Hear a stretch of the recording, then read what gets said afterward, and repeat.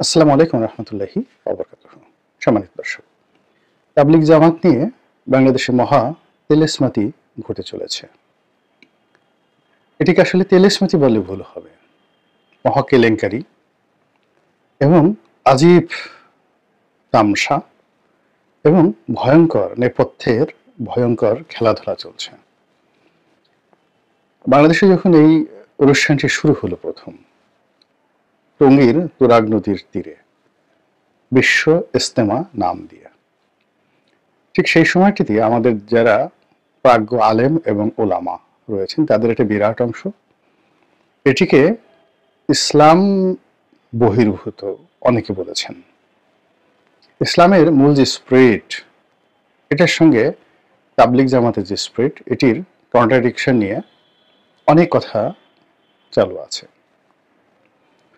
তো দিল্লি থেকে যিনি এই তাবলিগ জামাত শুরু করেছিলেন, তার পরবর্তী বংশধর এখন দিল্লির যে মার্কাজ, নিজামুদ্দিন মার্কাজ, সেটির নেতৃত্বে আছেন। আবার বাংলাদেশে জুবায়েরপন্থী নামে যারা পরিচিত, তারা মূলত কওমি লাইনের আলেম ওলামা হিসেবে স্বীকৃত। তো এই যে বাংলাদেশে চলমান দুটো ধারা, একটা হলো সাতপন্থী তাবলিগি গ্রুপ আর একটা হলো জুবায়েরপন্থী তাবলিগি গ্রুপ, এই শব্দটির সঙ্গেই তাবলিগ জামাতের যে ভাব এবং গাম্ভীর্য, এটি নষ্ট হয়ে গেছে। দুই নম্বর হলো যে বেশ কয়েক বছর ধরে, অন্তত সেই আওয়ামী লীগ জমানা থেকেই এরা মারামারি করছে। শুধু যে কাকরাইলে মারামারি করছে তা নয়, তারা রাজপথে মারামারি করছে, টঙ্গী ময়দানে মারামারি করছে, তারপর দেশের ছোট ছোট মসজিদগুলোতে, অজপাড়াগে, সেখানেও তারা পরস্পরের বিরুদ্ধে মারামারি করেছে। এবং এ যাবৎকালে কতজন যে খুন হয়েছেন, কতজন যে আহত হয়েছেন, তার কোনো হিসেব আসলে আমাদের কারোই জানা নেই। এই আজকে যে ভিডিওটি করছি, আজকের দিনের ঘটনা, বুধবার দিন, সেই বুধবার দিন তাবলিগের যে ময়দানে, সেখানে তাদের যে কর্মসূচি, সেই কর্মসূচিতে এই যাবৎকালে 5 জন নির্মমভাবে নিহত হয়েছেন। তো এটি নিয়ে ডক্টর মোহাম্মদ ইউনূসের সরকার বৈঠক করেছে উভয় পক্ষের সঙ্গে। সাতপন্থী হিসেবে যারা পরিচিত, তারা এই ইজতেমা ময়দান ত্যাগ করেছে বা করার পথে। আর অন্যদিকে বাংলাদেশে যারা আছে জুবায়েরপন্থী, এই জুবায়েরপন্থী যারা আছেন, তারা এখনো এটা ত্যাগ করার ব্যাপারে সিদ্ধান্ত নিতে পারেননি। তো এগুলো নিয়ে আলাপ হচ্ছে, আলোচনা হচ্ছে, কথা হচ্ছে এবং খুবই নেতিবাচক কথাবার্তা হচ্ছে।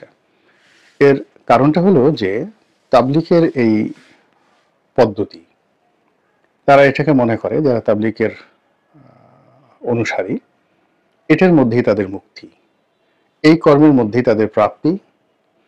এবং তাবলিগ জামাতের যে আনুষ্ঠানিকতা রয়েছে, এটা যদি পরিপূর্ণভাবে সহিভাবে তারা করতে পারে, তাহলে জান্নাত একেবারে শতভাগ নিশ্চিত।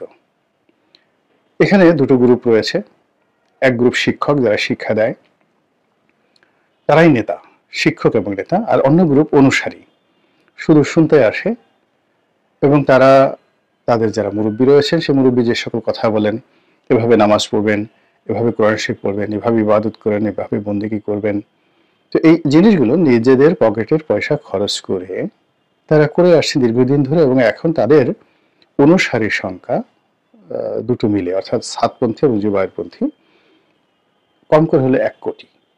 এবং বাংলাদেশের কোনো রাজনৈতিক দল, তারপরে বা কোনো ধর্মীয় সংগঠনের এরকম ডেডিকেটেড, যারা বাক্স নিয়ে, প্যাট্রা নিয়ে, মাথায় সেই তাদের যে খাবার দাবার, চাল ডাল আটা ময়দা, এগুলো চাপিয়ে এক স্থান থেকে অন্য স্থানে মুরব্বীদের কথা মতো মুভ করে, এরকম 1 কোটি লোক তাবলিগের আছে, যেটা অন্য কারোর নেই। এখন এই 1 কোটি লোক 2 ভাগ হয়ে গিয়েছে। কেউ হয়তো বলতে পারে আমাদের 60 লাখ, ওদের 40 লাখ। কেউ বলতে পারে না আমাদের 40 লাখ, ওদের 60 লাখ। কিন্তু মোরালেস আপনি 2 ভাগই করেন না কেন, 50 লাখ লোক এক পক্ষে, তারা অপর পক্ষের 50 লাখ লোককে চ্যালেঞ্জ জানাচ্ছে মারামারি করার জন্য, কাটাকাটি করার জন্য, এবং একে অপরকে ফিতনাবাজ হিসেবে তারা আখ্যা দিচ্ছে। এবং এটি পুরো রাষ্ট্রীয় ব্যবস্থাকে এখন রীতিমতো চ্যালেঞ্জের মধ্যে ফেলে দিয়েছে। আওয়ামী লীগ জামানাতে আওয়ামী লীগ যেহেতু এটা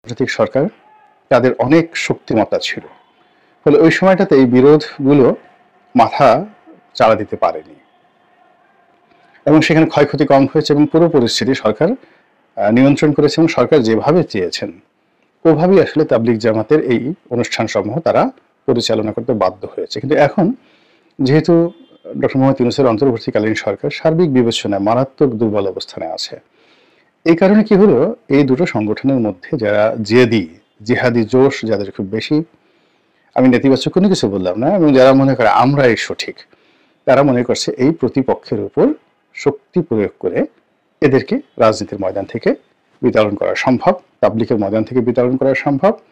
এবং এইগুলোর অভ্যন্তরে আপনি চিন্তা করেন যে আমাদের দেশে কোনো কিছুই আসলে বিনা পয়সায় হয় না, সবকিছুর মধ্যেই একটা অর্থনৈতিক লেনদেন থাকে, নেতৃত্বের একটা জায়গা থাকে, অর্থাৎ একজন মানুষ নেতা হতে চায় কিংবা নেতৃত্ব দিয়ে সে সম্মান পেতে চায়, আবার সম্মানের সঙ্গে সঙ্গে সে 2 পয়স রোজগার করতে চায়।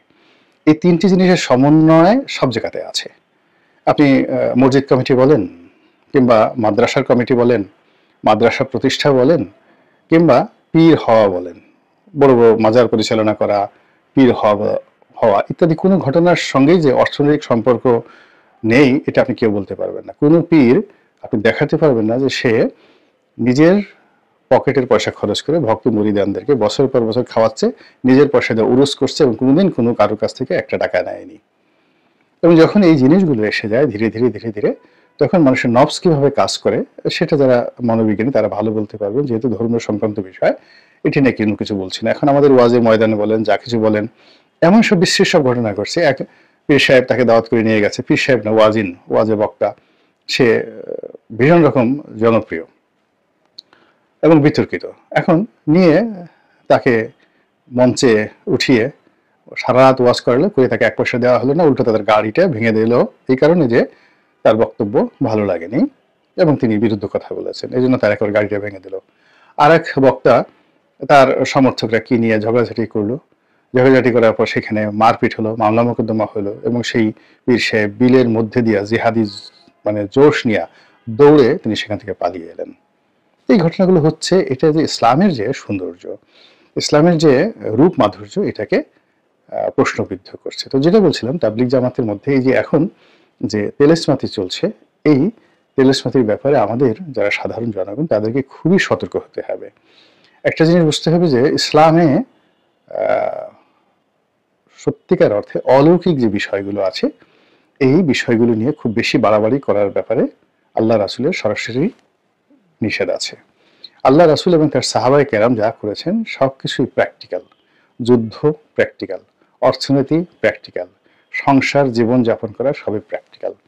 ঘরে সুন্দরী স্ত্রী পড়ে আছে, বিবাহ উপযুক্ত কন্যা পড়ে আছে, কিংবা ঘরে চাল ডাল আটা ময়দা কিছু নেই, তো সে তার মনে হলো সে জান্নাতে যাবে এবং জান্নাতে যাওয়ার জন্য তাবলিগের অনুসারী হয়ে সে এই ঘরেকে অরক্ষিত রেখে সে 40 দিনের চিল্লায় চলে এসেছে।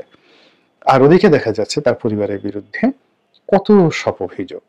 এরকম একটা দুটো ঘটনা না, হাজার হাজার ঘটনা এই তাবলিগকে কেন্দ্র করে বাংলাদেশে ঘটছে। এবং এই ঘটনার প্রেক্ষিতে আমাদের দেশে যারা সুন্নিপন্থী আলেম ওলামা রয়েছেন, যারা নিজেদেরকে আহলে সুন্নাত ওয়াল জামাত বলেন, তারা এই পুরো তাবলিগের যে প্রক্রিয়াটি, এটিকে তারা নিরুৎসাহিত করেন যে এটা হওয়া দরকার নেই এবং এখান থেকে ইসলামের একটা বড় ফেতনা তৈরি হতে পারে। এরপর বাংলাদেশের বৃহত্তম যে সংগঠন যেটা জামায়াত ইসলামী বাংলাদেশ, তারাও এই তাবলিগ জামাতের এই মতাদর্শটাকে একদম পছন্দ করেন না। তারা কৌশলগত কারণে হয়তো বলেন না, বা তারা যদি কখনো রাষ্ট্র ক্ষমতায় আসে তার পরের দিন টঙ্গীর তুরাগ নদীতে কোনো তাবলিগ জামাতের অনুষ্ঠান হতে দেবে না। এটা তাদের একটা একেবারে মোরাল ডিসিশন। তো এটা নিয়ে দেখা যাচ্ছে যে বাংলাদেশের মধ্যে অনেক ভিন্ন মত আছে এবং সেই ভিন্ন মতের পেছনে ইসলামের অনেক গুরুত্বপূর্ণ ইতিহাস আছে। ইসলামে দেখা গেল যে একটা ব্যাড কালচার, অপসংস্কৃতি, যেটিকে অনেকে ফেতনা বলেন, এটা শত শত বছর ধরে ধীরে ধীরে বাড়তে থাকে এবং বাড়তে বাড়তে এমন একটা পর্যায়ে এসে যায় তখন সেটাকে নির্মূল করা ছাড়া কোনো উপায় থাকে না। যেমন ধরুন, ইসলামের অন্যতম একটি বা মুসলমানদের ইবাদতের প্রধানতম একটি যাকে বলা হয় অনুষ্ঠান হলো হজ, স্তম্ভ।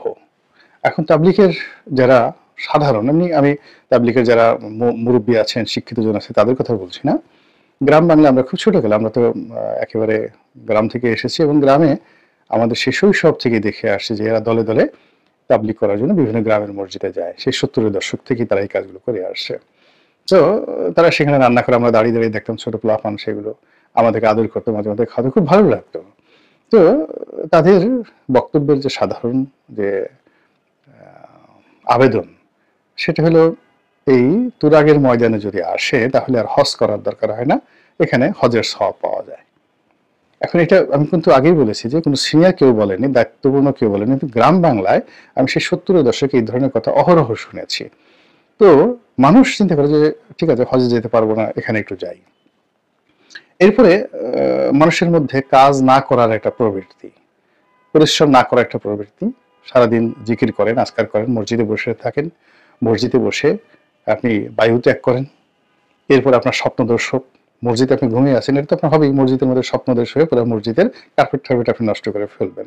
তো এই জিনিসগুলো নিয়ে না অনেক বিতর্ক আছে, অনেক বিতর্ক আছে। আবার অনেক যাদের এই যাকে বলা হয় পায়ুষ্কাম করার যে সমস্ত বদ খাসলত রয়েছে, তো তারা এই মসজিদে বসে দেখা যাচ্ছে যে এমন সব আপত্তিকর বিষয়গুলো শোনা যায় যেগুলো মুখে বলা যায় না। তো মসজিদটা আসলে শুধুমাত্র ইবাদতের জন্য, এখানে বসবাসের জন্য নয়, খাবার দাবারের জন্য নয়। তো এগুলো নিয়ে অনেক বিতর্ক আছে, ফেতনা আছে, ফ্যাসাদ আছে। তারপরও এই সংগঠনটি চলছিল চলছিল বিকজ মানুষ সেন্সিটিভ হওয়ার কারণে তো এটা নিয়ে বিরোধিতা এইভাবে সাহস করেনি। কিন্তু এখন যে পর্যায়ে চলে আসছে, তারা নিজেরা নিজেরা এরকম ভাবে মারামারি করছে যেখানে আমরা পুরো দেশ জাতি এদের দ্বারা জিম্মি হয়ে পড়েছি। আল্লাহ আমাদের সবাইকে হেদায়েত দান করুন আর হেফাজত করুন। আসসালামু আলাইকুম ওয়া রাহমাতুল্লাহি ওয়া বারাকাতুহু।